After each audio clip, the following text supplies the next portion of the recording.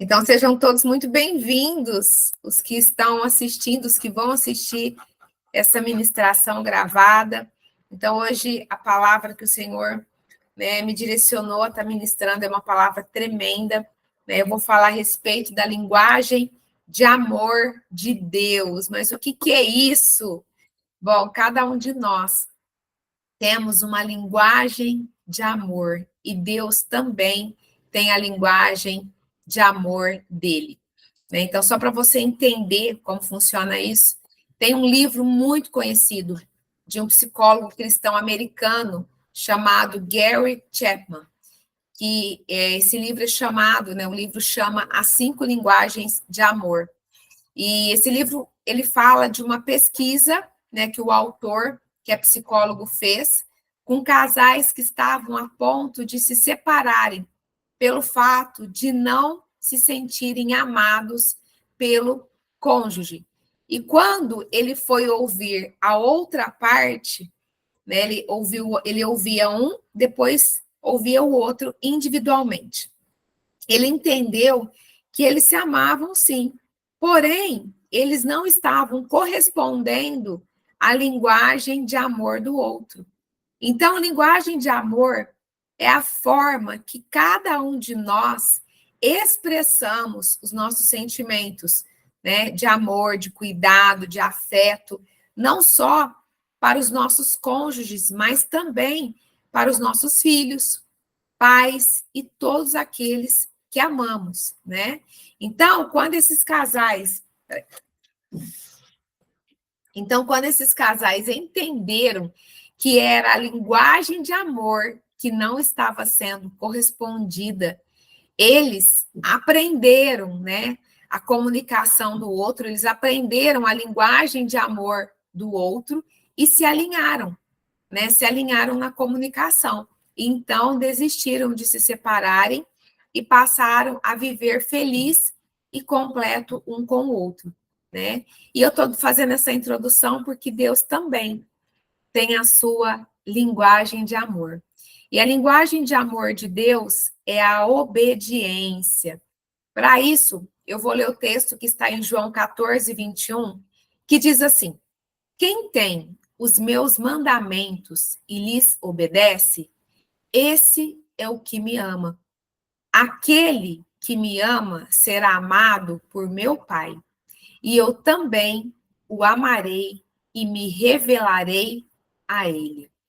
Então, olha só, eu ouço muita gente, não é pouca não, eu ouço muita gente, quando me procura, fala assim: ai, pastora, Deus não me ama, ele não se importa comigo, ele se importa com todo mundo, menos comigo.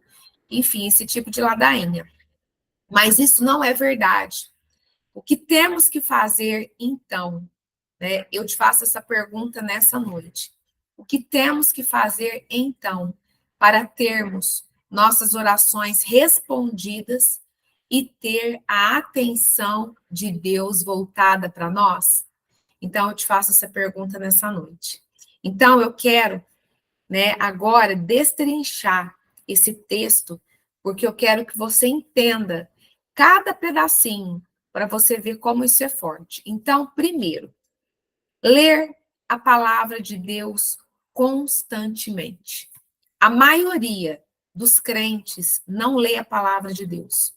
E sem a leitura da Bíblia, não tem como conhecer a Deus, os seus princípios e os seus mandamentos, porque ele se revela a nós através da sua palavra. Então, o texto que eu acabei de ler começa assim: quem tem os meus mandamentos? Então, quando lemos a Bíblia, guardamos os mandamentos e os princípios de Deus na nossa mente e, consequentemente, no nosso coração.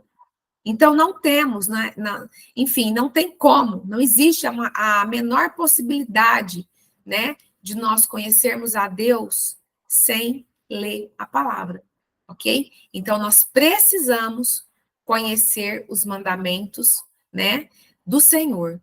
Então, os do mundo a gente tem que esquecer, mas os de Deus nós precisamos conhecer, ok? Segundo, obedecer a Deus. Essa obediência não pode ser parcial, tem que ser total, ok? E não é fácil, mas é possível.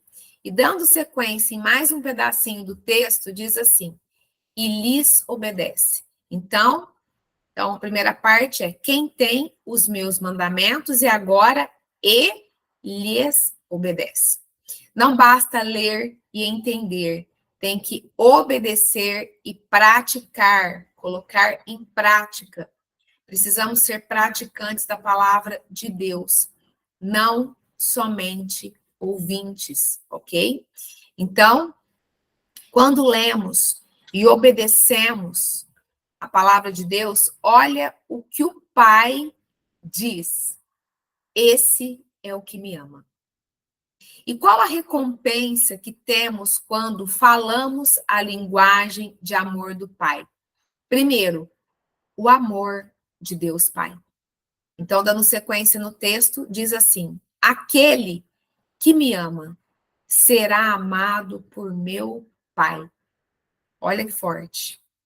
Então, né, esse texto, assim, perdão, não está dizendo todos que me amam, e sim aquele que me ama. Ou seja, já está implícito que nem todos vão amar o Pai da maneira que ele entende e se sente amado. Tudo o que precisamos para viver feliz e pleno é do amor de Deus. Sem ele, nada podemos fazer.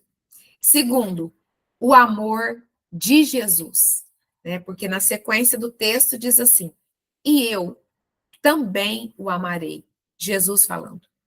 Queridos, foi Jesus que morreu na cruz por nós. Foi ele que conquistou nossa salvação por meio da cruz. Então, sem Jesus, não existe cura, não existe libertação, não existe restauração, não existe restituição. Ou seja, sem ele, não temos vida abundante. Precisamos dele, ok? Precisamos de Jesus para irmos até o Pai, ok?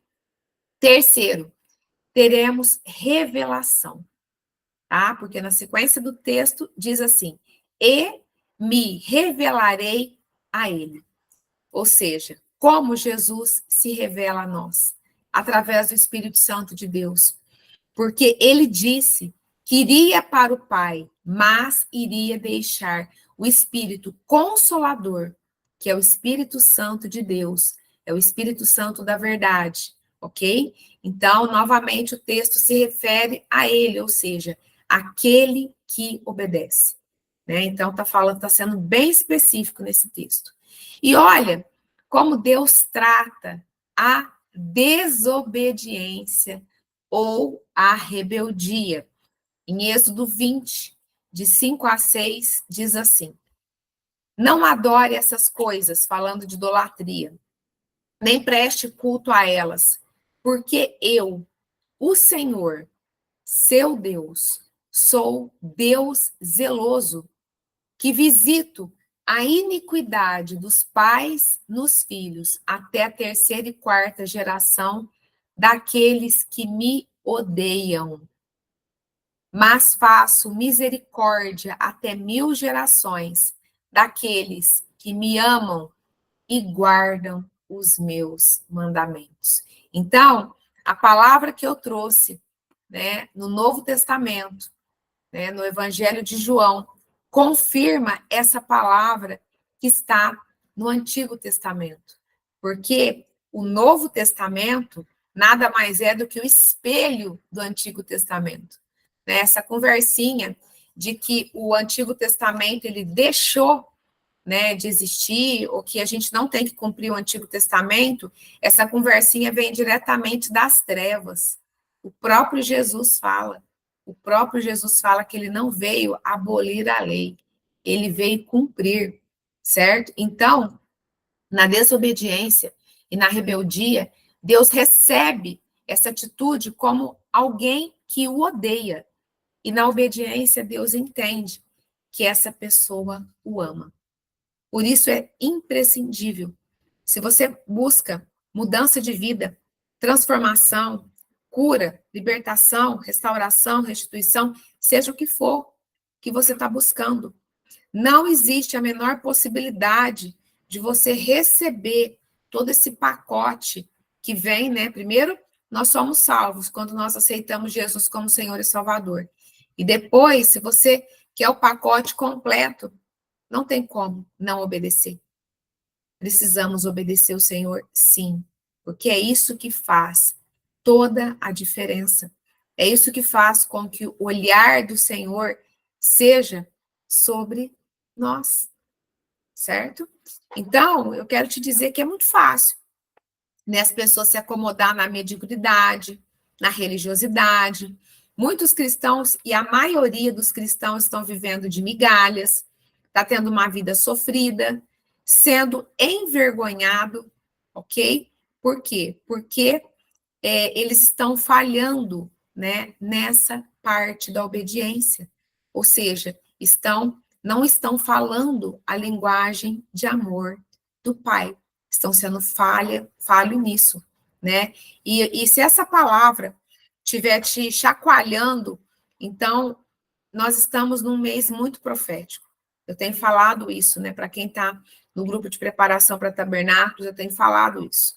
Então, assim, entra no seu secreto com Deus e se arrependa, se entregue, né, a Ele, começa a ler a palavra, peça a revelação da palavra ao Espírito Santo de Deus e mude suas atitudes e comportamentos.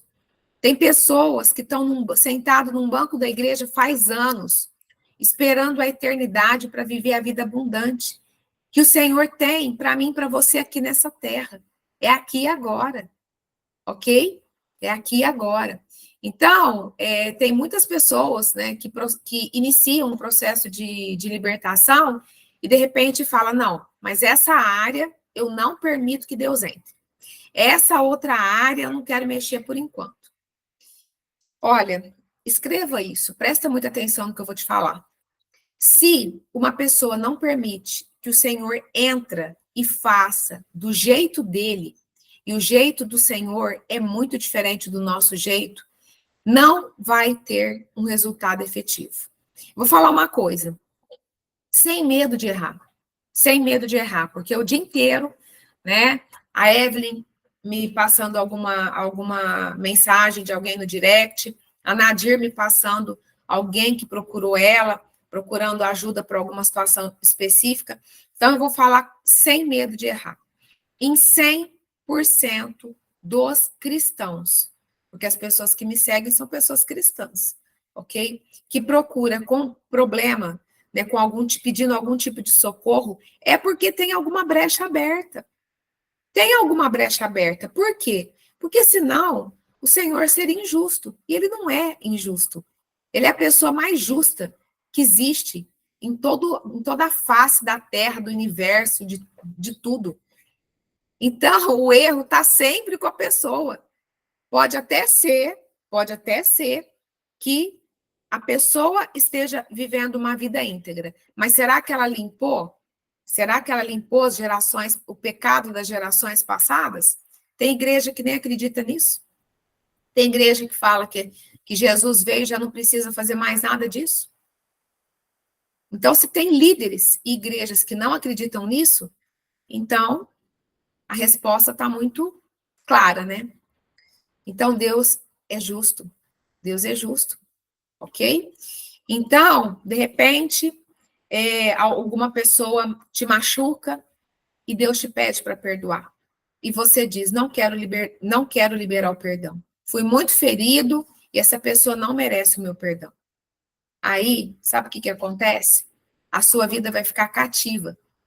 Porque a própria palavra de Deus, o próprio Senhor que fala, quando uma pessoa, através da parábola do servo incompassivo, é o próprio Senhor que fala. Quando uma pessoa não quer liberar o perdão, ele mesmo libera espíritos torturadores, verdugos para aquela pessoa. E aí, o que acontece? Ela se torna cativa. Né? As áreas da vida dela vão ficar comprometidas, ok? E, de repente, Imagina se o Senhor te responder da seguinte forma: ah, você não quer perdoar o seu irmão? Então eu também não vou poder te perdoar, porque você não quer perdoar o seu irmão. É isso que a palavra de Deus fala. Se você não pode liberar o seu irmão, eu também não posso te perdoar. E nós precisamos do perdão do Senhor, certo? Então, graça é favor imerecido. Não merecíamos a graça de Deus, de forma nenhuma. Nós estávamos condenados à morte eterna. Então, quem somos nós para negar o perdão? Ok? Então, Deus é amor, mas Deus também é justiça. E ele é justo até com o diabo. Por que eu estou falando isso? Porque se Satanás chegar diante do tribunal do eterno Deus e te acusar de alguma coisa, de alguma brecha que está aberta, o Senhor, com muita tristeza no coração, porque ele é pai, ele vai ter que concordar. É por isso que eu estou batendo nessa tecla. É por isso que eu estou batendo nessa tecla esse mês, né? Nesses 40 dias de preparação para a festa de Yom Kippur, eu estou batendo nessa tecla. Ora na tua casa e fala, Senhor, em nome de Jesus, tenha misericórdia da minha vida. Se existe algum decreto, se existe algum decreto contra a minha vida no mundo espiritual, Satanás está me acusando de alguma coisa que eu não sei, de repente foi algum pecado que eu não cometi, às vezes foi coisas dos meus pais, dos meus antepassados, me revela, Senhor, porque eu tenho direito de defesa, tenha misericórdia da minha vida, porque eu quero, Pai, em nome de Jesus, eu quero entrar na festa de tabernáculos para receber a bênção que o Senhor tem para mim, ok? Então, você precisa fazer essa oração. Só que quando o Senhor te trouxer a resposta, você tem que estar com o coração aberto para realmente, verdadeiramente, se arrepender, confessar, ok? Falar para o Senhor, Senhor, eu confesso, Senhor, eu reconheço que eu pequei. Eu reconheço, Pai, mas eu me arrependo. E faz o que tiver que ser feito. Se for uma reconciliação, se reconcilia. Seja o que for. Seja o que for. Ok? Então, a nossa atitude vai determinar o que nós vamos receber do nosso Pai através do Filho. Ok? Então, essa palavra é uma palavra muito forte. É uma palavra real. É uma palavra verdadeira. Ok? E você precisa se abrir para essa verdade, porque senão você vai ficar patinando o tempo inteiro. O tempo inteiro.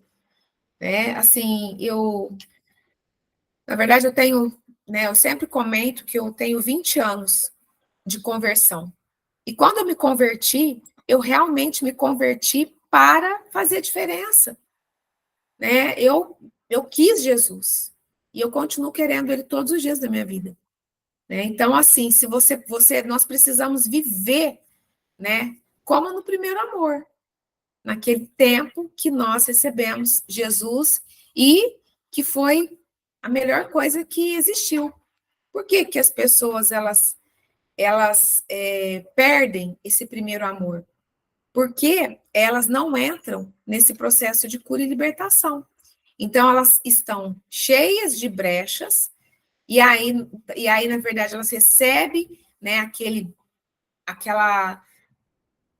bênção, aquele avivamento dentro delas, porque estavam mortas espiritualmente. E quando aceita Jesus, quando, né, recebe, né, é batizado nas águas, ela é avivada, ela recebe aquele avivamento. Só que quando ela não dá sequência no processo, porque infelizmente o que a maioria das igrejas aí que prega graça, super graça, múltipla graça, é isso que prega, né? Ou seja, ainda leva a responsabilidade para Jesus, que Jesus vai fazer tudo. E aí, quando as pessoas entram nessa vibe e não dá sequência, para de buscar, se acomoda, como eu falei agora mesmo, entra na mediocridade, entra nessa vibe de religiosidade, sabe o que acontece? O fogo apaga. O fogo apaga. Então, nós precisamos todos os dias. Nós precisamos todos os dias né? Estarmos ali, ó, na presença do Senhor, alimentando essa chama, para que esse fogo ele venha aumentar, porque quando esse fogo aumenta, sabe o que acontece? Você começa a incendiar quem está perto de você. Porque é impossível uma pessoa ser cheia do Espírito Santo e o outro que está próximo não perceber isso. Isso é avivamento. Isso é avivamento.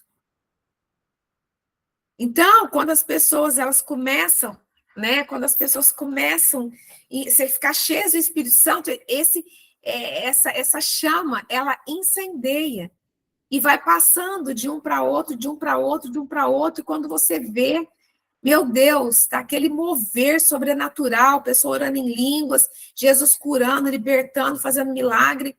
É isso. É isso.